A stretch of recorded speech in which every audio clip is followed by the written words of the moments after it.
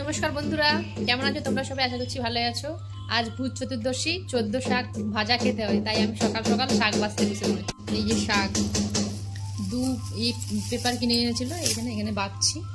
14 শাকের ভাজা খেতে হয় এই জন্য। আর এখানে একটা দোকানে দেখো 14 শাক ভাজা ক্যারি পাতা দিয়ে দিয়েছে। পেপার শাকের মধ্যে শাক এতটা বেরিয়েছে আর এতটা নষ্ট। মূলো শাকের মধ্যে এই এত বড় একটা মূলো ছিল, সবজি হয়ে গেল একটা। বসা যেন কমপ্লিট হয়ে গেছে, যেগুলো বাকি ছিল আজকে পুরো কমপ্লিট হয়ে গেছে। চলো দেখিয়ে দিই।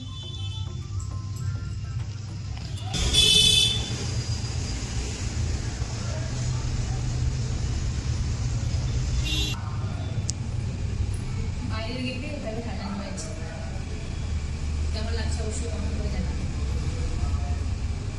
আমরা এখন বেরিয়ে পড়েছি রাজমন্দির যাওয়ার জন্য, কিছু কেনাকাটা আছে। এই রাজমন্দিরটা নতুন খুলেছে, আমরা এটাতে যাচ্ছি।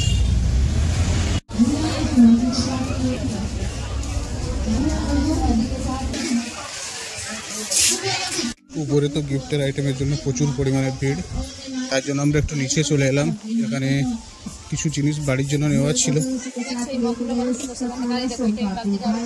হ্যাঁ, এটা আরো ভালো হতো।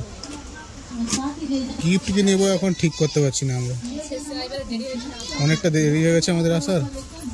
সব ঘাঁটাঘাঁটি হয়ে গেছে এখানে, আর কোনটার কি রেট বুঝতে পারছি না এখনো পর্যন্ত। সব রাজমন্দিরের স্টাফদেরকে জিজ্ঞাসা করে করে নিতে হচ্ছে। এখনো ঠিক করে উঠতে পারিনি কোনটা নেব।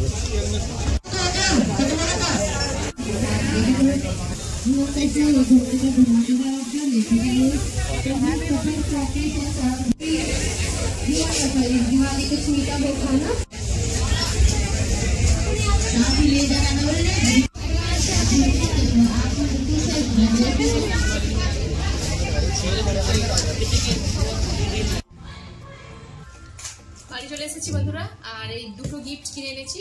আমাদের বাড়িতে যে কাজ করতেছে মেয়েটা, তাকে একটা দেবো, আর একটা ম্যাডামের জন্য আছে। আর এখানে এই তেল কিনেছি, কালকে তেলটা দরকার, তেল আছে কিন্তু যদি না খুলোয় এই জন্য। আর একটা দেশলাই বক্স, আর এখানে কিছু রং বাতি, আর কি এই বিড়ি বোম, আর এইটা কিরকম ফাটালেই ফেটে যায়। এইটা ছোট বাচ্চাটাও ফাটাতে পারে। দিল্লিতে এগুলোই বিক্রি হয়, বড় বোম বিক্রি হয়, সে পাওয়া যায় জানানি। আর বাড়িতে এসে 14টা প্রদীপ জ্বালিয়ে দিয়েছি। এখানে বাড়ির সদর দরজার বাইরেও জ্বালিয়ে দিয়েছি, আমাদের রুমের বাইরের দরজায়, ওই রুমে, বাথরুমের ওখানে, ঠাকুর করে ব্যালকনিতে।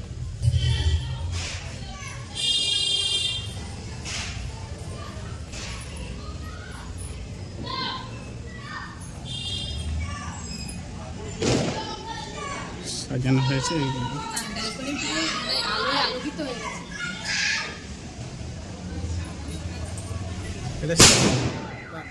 এই তো কোথায় পাওয়া যায়, কোথা থেকে কিনে আনছে এরা সব।